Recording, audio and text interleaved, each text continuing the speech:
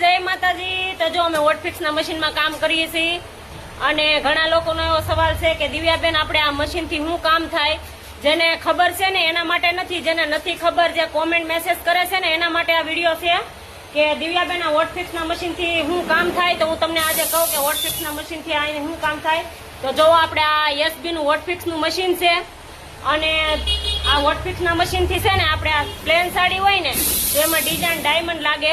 તો હું તમને કહું કે જો આપણે આ પેલા સીટ આવે, પછી એમાંથી પટ્ટી કટિંગ કરી છે અને આપણે આ પ્લેન સાડીમાં લગાવવાની।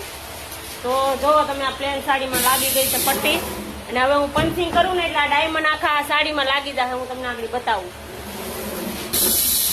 તો જો આપણે આ પંચિંગ કરી દીધું। હવે આ મશીન છે ને હાથે જ હમણાં ઊંચું થઈ જાય, આપણે ઊંચું બૂસું કઈ કરવાનું નહીં। હમણાં જોજો ને હાથે ઉઠી જાય, સેકન્ડ આવે, આમાં સેકન્ડ પૂરી થાય।